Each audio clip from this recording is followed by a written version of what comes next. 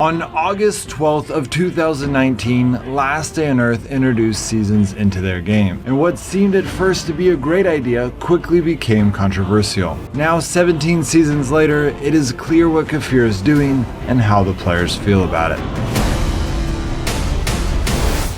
Okay, so on August 12th of 2019, Last Day on Earth introduced their very first season, and at first, lots of games have seasons, so we thought, why not? But then when we started doing the season, we saw an enormous amount of busy work. Kill 250 sailors in the pine bushes, kill 50 captains in the pine grove. And while these tasks are in line with playing the game and can help us accomplish the game more, there was no point to doing those tasks other than getting the season points to get the season rewards, thus making it a huge grind for some rewards. Then on September 30th of 2019, Season 2 comes out and it's very similar. Lots of grind, little rewards, and we're starting to see a pattern where the premium rewards offer a motorcycle skin and they just have a formula going. So now even the novelty of a season had kind of wore off a little bit and all that was left was a grind with not that great of rewards. And we start complaining more and more. Devs, you gotta give us some more permanent content. You're just giving us these tasks and then at the end of the season, we get a few skins and it just adds some content. And then Season 3 comes into play, which has a ton of new content. The ATV is added to the game. They added the ghillie suit, which we hadn't seen a new type of armor added to the game in a long time. They had new locations, new materials, new concepts. A lot of permanent content was added to the game in Season 3. So we got what we were asking for and it was great, but some of us were also really put off by Season 3 because in order to get that ATV, someone had to be both pay to win and not have a life because they had to grind so hard. And in some ways that could be good, you can't just be pay to win, but it was also such a ridiculous grind that to some of us it felt insulting. Like, wait, do you think this is my full-time job? At what level is it insulting that you are going to make me do so much work for that reward? And so while they did listen to us and add permanent content, they just reinforced the idea of the exponential grinding pyramid of death. If you guys have not seen my tips and tricks video for Last Day on Earth, I explain what that is in that video.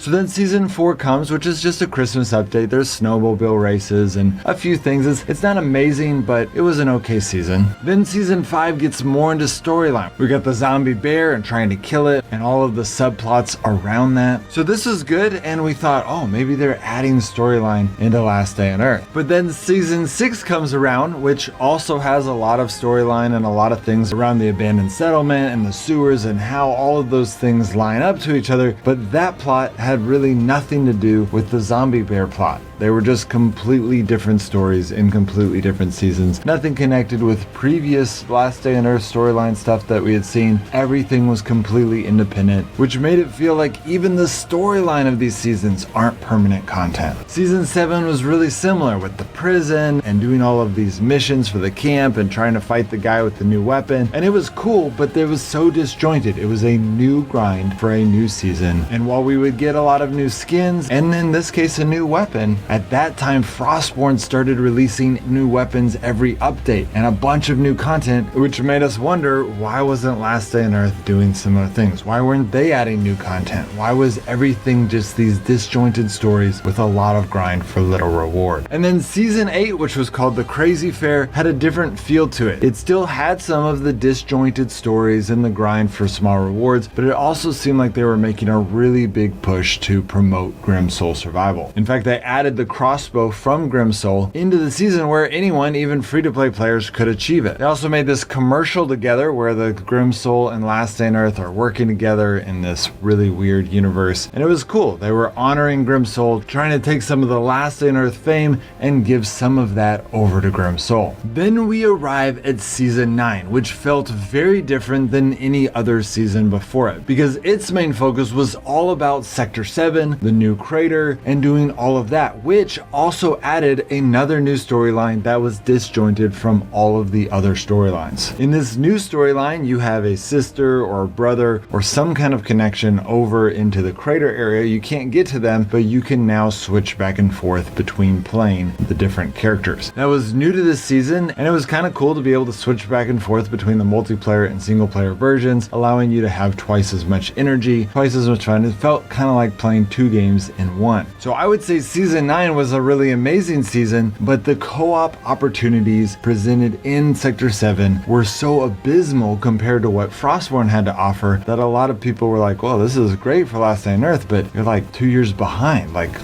why aren't you just doing what your other game is already doing? Then Season 10 went back to the kind of the old feel of seasons, but they did have an interesting tweak to where instead of just a list of random tasks, all of the tasks were about building a reputation with someone in particular. This was the first season in which they did that, and it seemed like it went well because they started to make that their formula from then on. But from a macro point of view, they really weren't that much different. It was still a lot of grinding for very little reward, even though it had a little bit more focus, which felt good. Then Season 11 brings us back to the crater. We have new businesses to set up and sell and trade, and it really was a big upgrade to the crater. And it finally added something to Last Day on Earth multiplayer that was better than Frostborn. Frostborn did not have a good trading system, and even though you could just go randomly meet in the zone and trade for free, which was a little bit better than even this new version of trading in Last Day on Earth, the ability to have it set up to where you had a shop and you could interact with people was something that Frostborn had wanted in their multiplayer. So finally Last Day on Earth had something better in their multiplayer than Frostborn had in theirs. Then Season 12 was a Halloween update, which had your typical grind and task and items, and they just reused different items from previous Halloween updates, but there was a lot of new skins and new things, so it was just kind of another typical season. Similarly, Season 13 was a Christmas update and had again reused a lot of things from other Christmas updates, but wasn't particularly good or bad, just kind of meh. Then Season 14 included Eva's tasks and our ability to get the antidote. This is where Last Day on Earth started to make a little bit of a tweak, where the storyline has a little bit more congruency. I would still argue that it is far from being a congruent storyline, because even though they have things that they reuse now, which is much better than it was, they still contradict themselves all the time, and it doesn't seem like they ever bother on explaining why there are those contradictions. They just keep kind of going and keep making more contradictions. So while Season 14 did start taking the storyline in a direction, it still is riddled with contradictions. Season 15 was similar, but it had a little bit more of a detective feel, which some people liked, but ultimately it was kind of a lame season. And then Season 16 comes along, and we're not exactly sure what Last Day on Earth did. It did have a little bit better rewards and added some storage that the community had been asking for, but ultimately it wasn't that different. Yet on YouTube there was a huge surge of interest in Last Day on Earth. Now, could that just be an advertising campaign with Last Day on Earth or some other unrelated cause to the season? We're not 100% sure yet, but Season 16 did seem to give Last Day on Earth quite a bit of surge on YouTube. And then lastly, we have Season 17, which had some cool Season 3 Fort Moss concepts, like defending an area and then getting it up to another level, which makes it harder to defend, and so on. But ultimately, we are seeing the same pattern that we saw all the way from Season 1, excluding Season 9 and 11, that it's just a huge grind for not that much reward. That just seems to be the way that Last Day on Earth operates, and it seems like it's working out for them. Interestingly, they are not doing this approach in some of their other games, but I want to talk more about that in another video. While you're waiting for that video, please go ahead and comment on this video which of the 17 seasons is your favorite and why. I do still have a lot of connections with the devs of this game, so if I see a pattern with your comments and replies, I'll make sure to pass that on to them. Alright guys, I'll see you next time.